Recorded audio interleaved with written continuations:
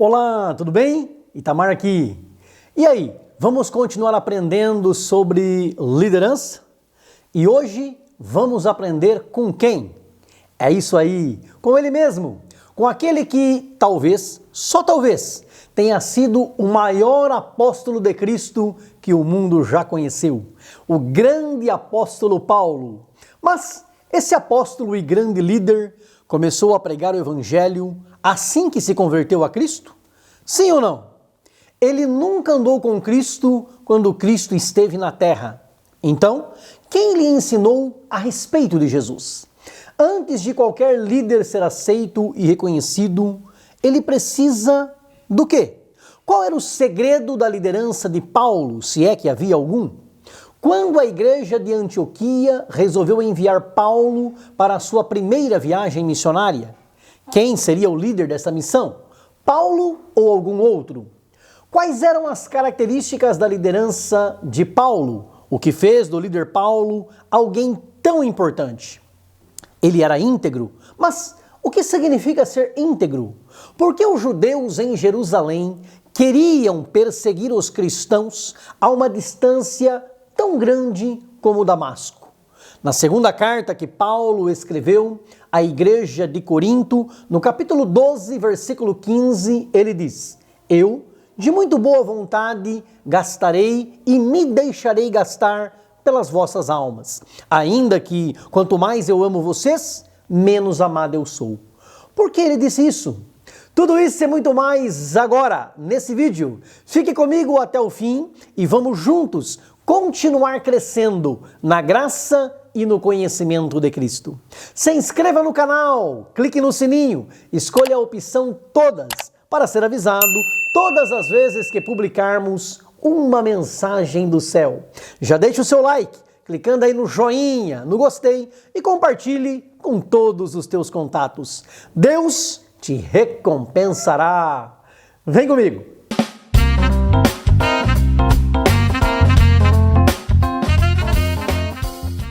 O líder Paulo, após falar do amor e da liberdade que todo cristão deve ter, ele inicia o capítulo 11 da primeira carta aos Coríntios dizendo: Sede meus imitadores, como também eu de Cristo. O grande líder Paulo disse para que o imitemos, porque ele imitava a Cristo.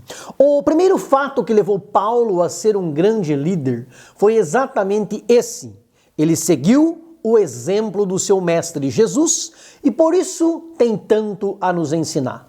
Mas Paulo sempre foi um escritor, teólogo e pregador do cristianismo? Claro que não.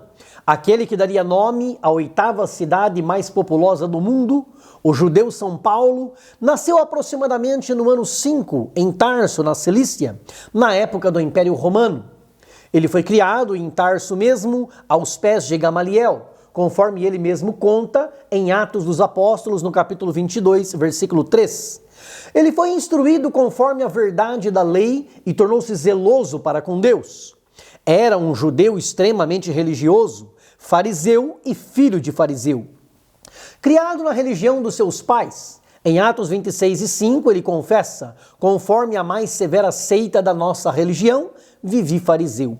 Ele era tão fariseu quanto aqueles para quem Jesus disse: ai de vós, escribas e fariseus hipócritas. Aos Filipenses, no capítulo 3, versículos 5 e 6, ele escreve a respeito de si mesmo: circuncidado ao 8º dia da linhagem de Israel, da tribo de Benjamim, hebreu de hebreus, segundo a lei, fui fariseu. Segundo o zelo, perseguidor da igreja, segundo a justiça que há na lei, irrepreensível. Em 2 Coríntios, capítulo 11, versículo 22, diz o apóstolo: são hebreus? Também eu. São israelitas? Também eu. São descendência de Abraão? Também eu. Esse era Saulo antes de se tornar Paulo, o pregador dos gentios. Embora tenha nascido na Cilícia, ele era um cidadão romano, posição que talvez tenha herdado de seu pai. Era um homem trabalhador que fabricava tendas. Esse judeu fariseu, perseguidor dos cristãos, passou a seguir a Cristo e foi batizado pela igreja. Grandes filósofos do pensamento cristão, como Agostinho de Hipona, Tomás de Aquino e Martinho Lutero, nada mais eram do que seguidores de Paulo. Nada mais justo, Foi ele mesmo quem disse: sede meus imitadores, como eu sou de Cristo. Antes de ser conhecido como Paulo, Saulo era um perseguidor dos primeiros discípulos de Jesus na região de Jerusalém. Tanto é assim que quando Estevão, o primeiro mártir do cristianismo, foi apedrejado, diz o livro de Atos dos Apóstolos, no capítulo 7, versículo 58, que as vestes de Estevão foram colocadas aos pés do jovem Saulo. No capítulo 8, versículo 1, Lucas não deixou dúvida. Ele registrou: e também Saulo consentiu na morte dele. Versículo 3. E Saulo assolava a igreja, entrando pelas casas e arrastando homens e mulheres, os encerrava na prisão. No capítulo 9, ao relatar a conversão de Saulo a Cristo, a palavra de Deus diz assim: e Saulo, respirando ainda ameaças e mortes contra os discípulos do Senhor, dirigiu-se ao sumo sacerdote e pediu-lhe cartas para Damasco, para as sinagogas, a fim de que, se encontrassem alguns daquela seita, quer homens, quer mulheres, os conduzisse presos a Jerusalém. Saulo respirava mortes contra os discípulos do Senhor. Ele queria matar os seguidores de Cristo e, se não pudesse, no mínimo, que os levasse presos. Note que Saulo não apenas queria, mas saiu de Jerusalém para ir até Damasco, capital da Síria, para perseguir os cristãos, em uma distância bem grande. Damasco fazia parte da Decápolis, ou seja, do grupo de 10 cidades da fronteira oriental do Império Romano. 9 cidades ficam onde hoje é a Jordânia, e Damasco, a capital da Síria. Paulo queria prender os cristãos que tinham fugido, evitar que o cristianismo chegasse em outras cidades importantes e impedir que os cristãos causassem qualquer problema com Roma. Ele carregava consigo cartas, ofício do sumo sacerdote, que lhe davam autorização para a extradição dos cristãos de volta para Jerusalém. Mas ele teve um encontro com Cristo entre Jerusalém e Damasco, e de perseguidor passou a ser perseguido. Ele foi transformado por Cristo, de Saulo, o perseguidor, em Paulo, um pregador do Evangelho. No encontro que teve com Jesus, não apenas Paulo caiu, mas com ele caíram por terra todas as suas crenças, os seus pensamentos, as suas ideologias, os seus enganos. E ele levantou um novo homem. O impacto do seu encontro com Jesus foi tão grande que ele ficou 3 dias sem comer e sem beber. Paulo era religioso antes do seu encontro com Cristo? Era. Assim como Cornélio também era. Assim como o jovem rico também era. Mas de nada adianta a religiosidade vazia sem Jesus Cristo, o Filho de Deus. A liderança, a influência e o legado do líder Paulo levaram multidões de gentios, ou seja, não judeus, a servirem a Cristo e adorarem o Deus de Israel. Porém, não foi imediatamente após a sua conversão que Paulo saiu pregando o evangelho pelas cidades e ganhando almas para o reino dos céus. Embora logo ele tenha começado em Damasco a pregar que Jesus é o Filho de Deus e posteriormente em Jerusalém, isso causou muitas dúvidas no povo. Ele havia ido para Damasco para prender os cristãos e agora ele é que havia se tornado um deles. Os cristãos estavam desconfiados, amedrontados, com um pé atrás, e muitos dos não cristãos queriam matá-lo por ter também se tornado um discípulo de Jesus. Então, ele fugiu da perseguição e passou 3 anos na Arábia, aprendendo sobre a fé. Paulo, como qualquer líder que deseja ser bem-sucedido, precisava ser treinado por Cristo, ser testado, provado, passar um tempo no anonimato, sofrer as aflições, a solidão e a rejeição, para só então ser aceito, reconhecido e aprovado. Paulo teve a humildade de aprender com os anciãos da igreja, com Pedro, Barnabé e os demais apóstolos. Ele foi escolhido pelo Espírito Santo para ir na primeira viagem missionária juntamente com o líder Barnabé. E ele demonstrou submissão e obediência. Deus hoje continua ainda levantando homens e mulheres para fazer a sua vontade, para cumprirem o seu chamado, para viverem o seu propósito. Faça a sua parte, que Deus faz a dele. Ore, jejue, se consagre, estude a palavra de Deus, se prepare. Deus vai te usar para a glória do nome dele e o engrandecimento do seu reino. Diferentemente dos apóstolos que andaram com Jesus e foram treinados por ele durante 3 anos e meio, Paulo não teve essa oportunidade. Mas ele também teve um encontro com Cristo e mesmo sem ter sido uma testemunha ocular de tudo aquilo que Jesus fez e ensinou, ele também recebeu diretamente do Senhor aquilo que pregou. Na primeira carta aos Coríntios, no capítulo 11, versículo 23, ele declara: porque eu recebi do Senhor o que também vos ensinei. O líder Paulo recebeu os seus ensinos diretamente do Senhor Jesus, o mesmo que o encontrou no caminho de Damasco, o mesmo que disse a respeito do próprio Paulo: este é para mim um vaso escolhido para levar o meu nome diante dos gentios e dos reis e dos filhos de Israel. Indubitavelmente, sem sombra de dúvida, Paulo foi um dos maiores líderes da Igreja de Cristo, razão pela qual que nós podemos espelhar em sua liderança bem-sucedida para termos sucesso também no século XXI. E quando falo de sucesso, estou dizendo não de fama, obviamente, mas de sucesso no sentido original da palavra. Sucesso como contrário de fracasso. Você não quer ser um fracassado, uma fracassada. Você quer ter sucesso, ser bem-sucedido naquilo que faz. E Paulo tem muito para nos ensinar em relação a isso.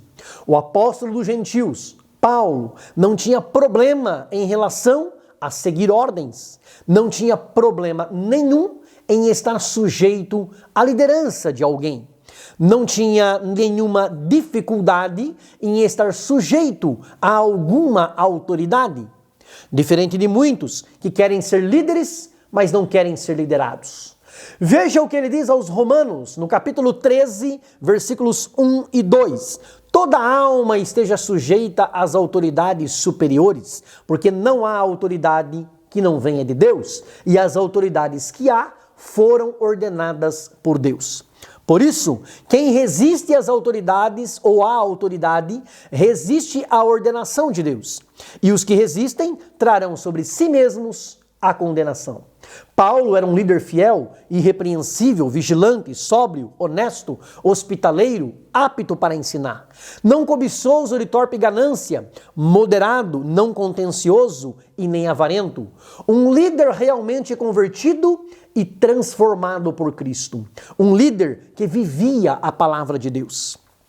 Aos anciãos da igreja de Éfeso, Paulo diz em Atos capítulo 20, versículos 17 a 24. Vocês bem sabem, desde o primeiro dia em que entrei na Ásia, como em todo esse tempo me portei no meio de vocês, servindo ao Senhor com toda a humildade e com muitas lágrimas e tentações, que pelas ciladas dos judeus me sobrevieram.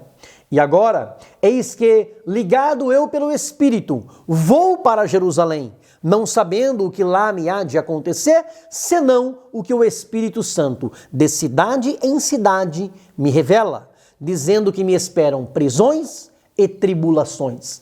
Mas em nada tenho a minha vida por preciosa, contanto que cumpra com alegria a minha carreira e o ministério que recebi do Senhor Jesus, para dar testemunho do Evangelho da graça de Deus.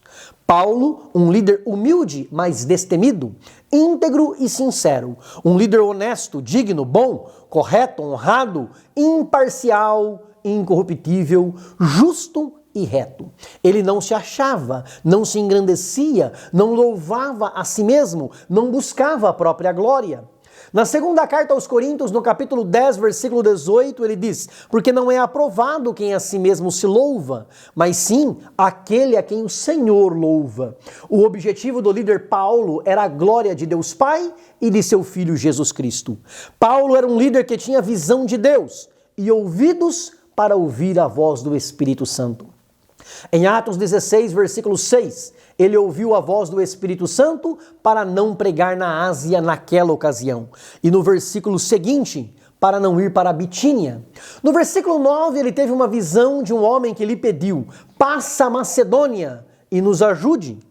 Ele deu ouvidos ao que ouviu nessa visão de Deus e foi para a Macedônia.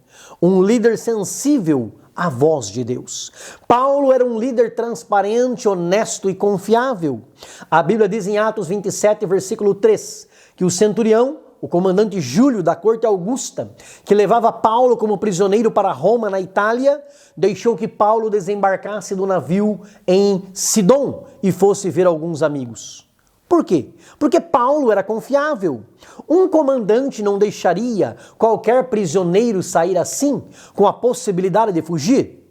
Quando Deus livrou Paulo e Silas da prisão, através de um terremoto que abalou os alicerces da prisão, Paulo poderia ter fugido.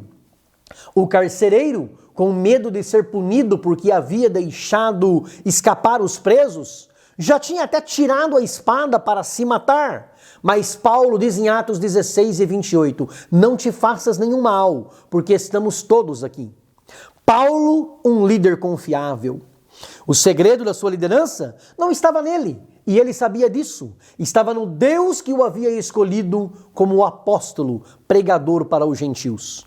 Aos Romanos, no capítulo 15, versículos 18 e 19, diz Paulo: eu não ousaria dizer coisa alguma que Cristo por mim não tenha feito, pelo poder dos sinais e prodígios, na virtude do Espírito de Deus. Ele sabia que não era ele quem fazia, era Cristo quem fazia por ele, na virtude do Espírito Santo de Deus. Sem Deus, Paulo não era nada. Sem Deus, eu não sou nada. Sem Deus, você não é nada. Sem Deus, o ser humano não é nada. Tudo vem dele. É ele quem levanta, quem escolhe, quem capacita, quem usa, quem abençoa, quem prospera para a glória do nome dele. Paulo não era um líder que se achava que era o tal, que fazia e desfazia. De forma alguma. Ele sabia que tinha suas imperfeições, suas falhas, suas fraquezas, suas limitações. Ele não julgava jamais que já tinha alcançado a perfeição. Pelo contrário, escrevendo aos Filipenses no capítulo 3, versículos 12 a 14, ele diz: não que já a tenha alcançado ou que seja perfeito, mas prossigo para alcançar aquilo para o que fui também preso por Cristo Jesus. Não julgo que o haja alcançado, mas uma coisa faço, e é que, esquecendo-me das coisas que atrás ficam, e avançando para as que estão diante de mim, prossigo para o alvo, pelo prêmio da soberana vocação de Deus, em Cristo Jesus. Foi Paulo, esse grande líder, quem disse: o Espírito ajuda as nossas fraquezas. Eu estive convosco em fraqueza. Semeia-se em fraqueza, ressuscitará com vigor. Gloriar-me-ei no que diz respeito à minha fraqueza. De mim mesmo não me gloriarei, senão nas minhas fraquezas. Deus me disse: a minha graça te basta, porque o meu poder se aperfeiçoa na fraqueza. De boa vontade, pois, me gloriarei nas minhas fraquezas, para que em mim habite o poder de Cristo. Pelo que sinto prazer nas fraquezas, nas injúrias, nas necessidades, nas perseguições, nas angústias, por amor de Cristo. Porque quando estou fraco, então sou forte. Primeiro vos anunciei o Evangelho, estando em fraqueza da carne. Cristo, estando nós ainda fracos, morreu a seu tempo pelos ímpios. Nós somos loucos por amor de Cristo, e vós sábios em Cristo. Nós fracos e vós fortes, vós ilustres e nós vis. Fiz-me como fraco para os fracos, para ganhar os fracos. Nós também somos fracos nele, mas viveremos com ele pelo poder de Deus em vós. Porque nos regozijamos de estar fracos, quando vós estáis fortes, e o que desejamos é a vossa perfeição. Ele se sentia fraco muitas vezes e sabia das suas fraquezas, e por isso tornou-se um tão grande líder. Um líder que se sacrificava pelos seus liderados, trabalhava para não ser pesado para ninguém, escolheu não viver às custas de ninguém. Ele disse: eu, de muito boa vontade, gastarei e me deixarei gastar pelas vossas almas. Ainda que, quanto mais eu amo vocês, menos amado eu sou. Ele estava disposto a se gastar pela causa de Cristo. Porque, como ele mesmo disse em Romanos 1:14, ele se sentia devedor, tanto a gregos como a bárbaros, tanto a sábios como a ignorantes. Por isso ele estava disposto a se doar, a se gastar pelo Evangelho de Cristo. A sua liderança foi muito abençoada, porque não vinha dele, mas do poder de Deus. Escreveu pelo menos 13 cartas poderosíssimas, inspiradas pelo Espírito Santo. A primeira ele escreveu aos Gálatas, quando tinha 44 anos de idade. E a última, a Timóteo, aos 62 anos, no ano 67. Nesta carta ele diz a Timóteo no capítulo 4, versículos 6 a 8, porque eu já estou sendo oferecido por aspersão de sacrifício e o tempo da minha partida está próximo. Combati o bom combate, acabei a carreira, guardei a fé. Desde agora, a coroa da justiça me está guardada, a qual o Senhor, justo juiz, me dará naquele dia. E não somente a mim, mas também a todos os que amarem a sua vinda. Naquele mesmo ano, durante o reinado do imperador romano Nero, ele foi decapitado e partiu para estar com Cristo. Sigamos o exemplo desse grande e renomado líder, que pelo poder de Cristo expandiu a igreja para fora de Jerusalém e se transformou no maior missionário que o mundo já conheceu. Se você concorda que esta mensagem é de Deus, se você aprendeu alguma coisa com esse vídeo, dá um like, clica no joinha e escreva no comentário: eu concordo, Paulo é uma bênção. Fique em paz, grande abraço, beijo no coração, fica com Deus.